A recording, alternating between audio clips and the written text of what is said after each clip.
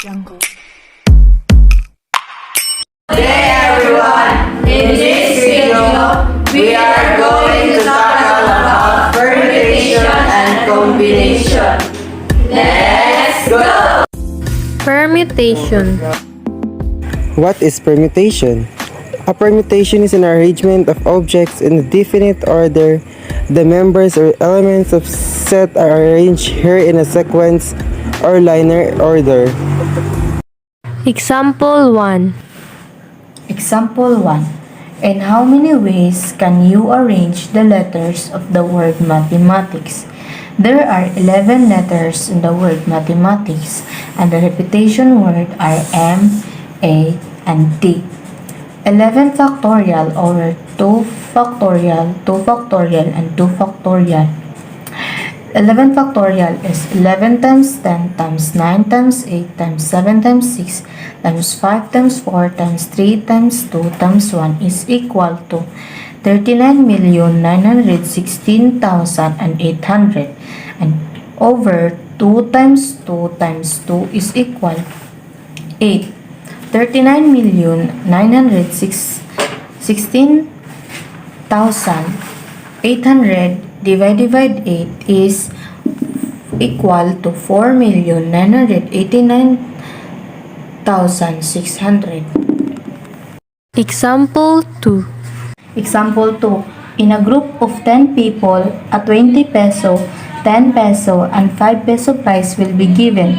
How many ways can prize be distributed? Our formula is NPR is equal n factorial over n minus r factorial. N is 10 and r is 3 equal NP3 is equal 10 factorial over 7 factorial. 10 minus 3 is equal to 7. That is why we have 7. So 10 factorial is 10 times 9 times 8 times 7 times 6 times 5 times 4 times 3 times 2 times 1. And 7 factorial is 7 times 6 times 5 times 4 times 3 times 2 times 1. And now let's eliminate. 1, 2, 3, 4, 5, 6, 7 is will be going to eliminate. So the remaining number is 10 times 9 times 8. 10 times 9 times 8 is equivalent to 720. Example 3. Example 3. In how many ways can 5 people arrange themselves in a row for picture taking? Solution. N is equal to 5 and R is equal to 5. P is 5 and 5 is equal 5 times 4 times 3 times 2 times 1 is equal 120 possible pictures. Example 4. Example 4. A news program has time to present 2 of 4 available news stories. How many ways can the evening news be set up? Solution. 4p2 is equal 4 factorial over 4 minus 2 factorial. 4 times 3 times 2 times 1 is equal 24. And 2 times 1 is equal to 24 divided by 2 is 12. Example 5. Example 5. In how many different ways can 4 cars be parked if there are 10 available parking space? Solution. P10 4 and 4 is equal 10 factorial over 10 minus 4 factorial. 10 factorial over 6 factorial. 10 times 9 times 8 times 7 times 6. Eliminate that 6 factorial, these two 6 factorial. And the remaining number is 10, 9, 8, 7. So 10 times 9 times 8 times 7 is equal 5,040. What is combination? A combination refers to the number of ways of selecting from a set when the order is not important.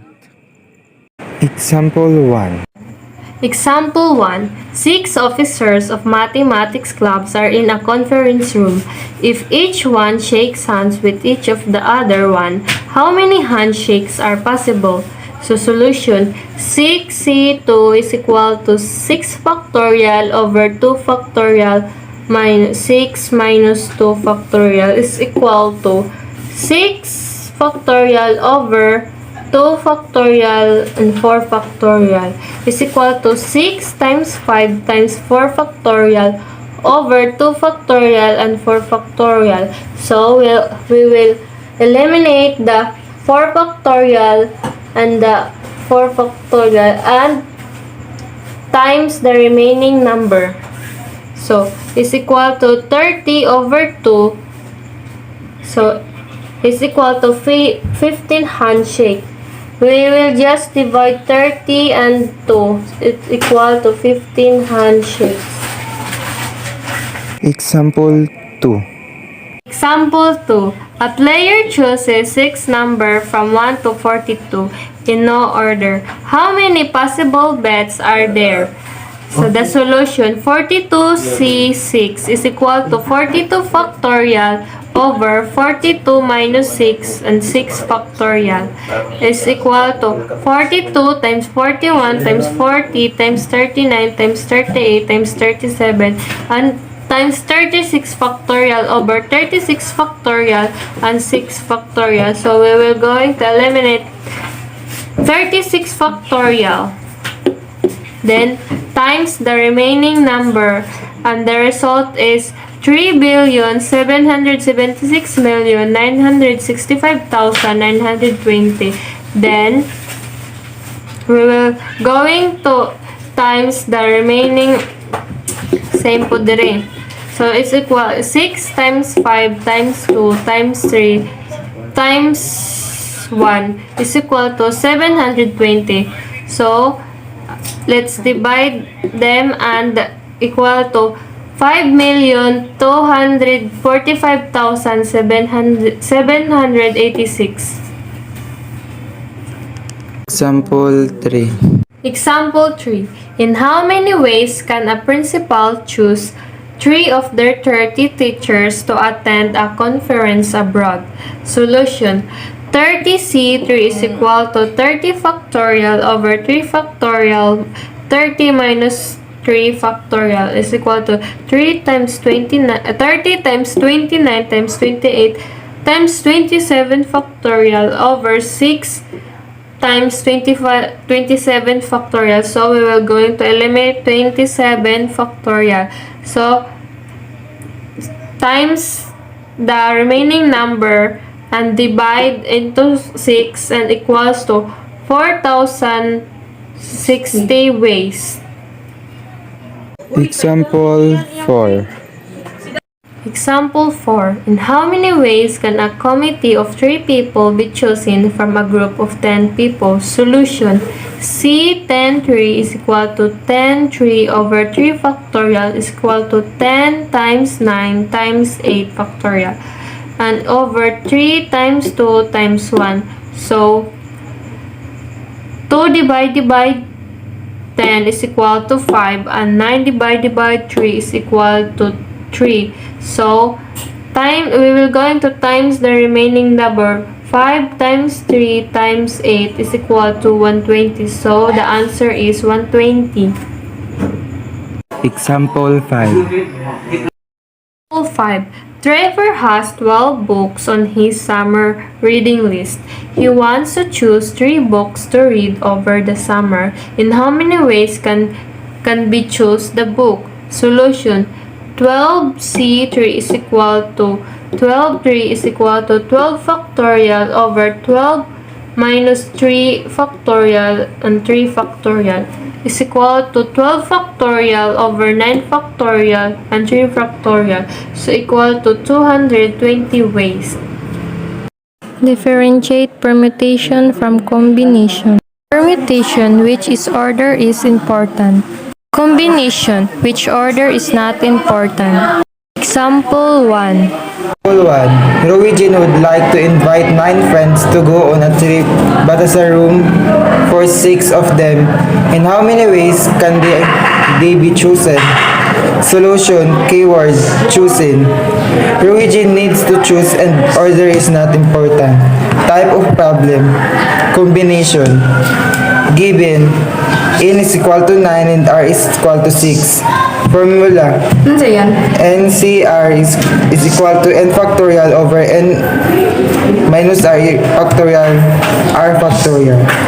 Solving 9c6 equal 9 factorial over 9 minus 6 factorial 6 factorial is equal to 9 factorial, so we're going to multiply it 9 times 8 times 7 times 6 times 5 times 4 times 3 times 2 times 1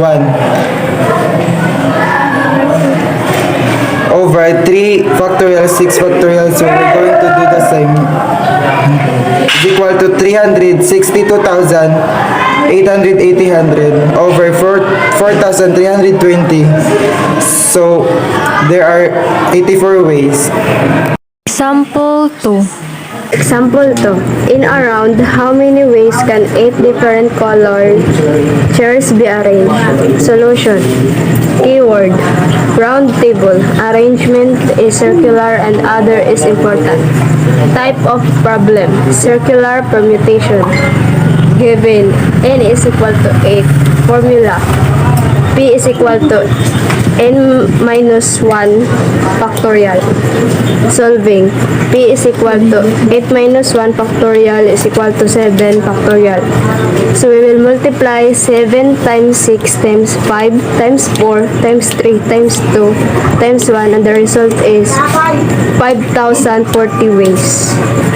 Example 3. Example 3.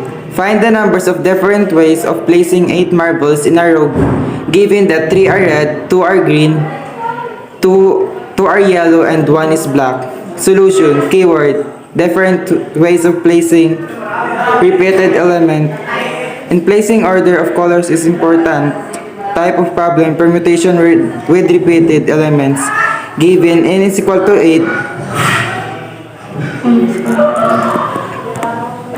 n1 is equal to 3, n2 is equal to 2, n3 is equal to 2, n4 is equal to 1. Formula. P equal n factorial over n1 factorial, n2 factorial, n3 factorial, and nk part factorial. Solving. P is equal to 8 factorial over 3 factorial, 2 factorial, 2 factorial, and 1 factorial. 8 factorial will going to multiply it.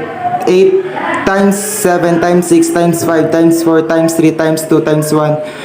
And we're going to do the same sa ubos. Is equal to 40,320 over 24. It's equal to 1,680 ways. Example 4. Example 4. How many ways can 4 officers in grade 10 Joy class be elected among 45 students? Solution. Keyword. Officers. This means that the order is important. Type of problem. Permutations and elements taken are at a time. Given n is equal to 45 and r is equal to 4. Formula. NPR is equal to n factorial over n minus r factorial. Solving. 45p4 is equal to 45 factorial over 45 minus 4 factorial is equal to 45 times 44 times 43 times 42 times 41 factorial over 41 factorial. So we're going to eliminate the 41 factorial and multiply the remaining number, which is 45, 44, 43, and 42. So 45 times 44 times 43 times 42 is equals to 3,575,888 ways. Example 5. Example 5.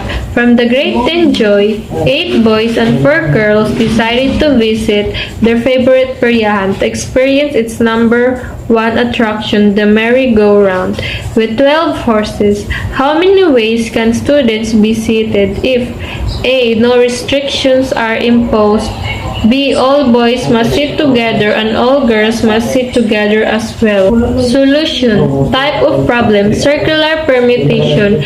A. No restriction are imposed. Given 12, n is equal to 12. Solving problem. P is equal to n minus 1 factorial. P is equal to 12 minus 1 factorial equals to 11 factorial. So we're going to multiply 11 times 10 times 9 times 8 times 7 times 6 times 5 times 4 times 3 times 2 times 1, and the result is 39,916,880 ways. B. All the boys must sit together and all girls must sit together as well. Boys must sit together 8 factorial. Girls must sit together 4 factorial. Treat the 8 boys as one group as well as the 4 girls as one group.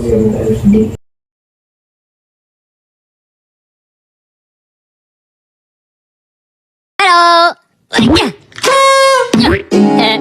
Pull. Oh. Yeah. Woo.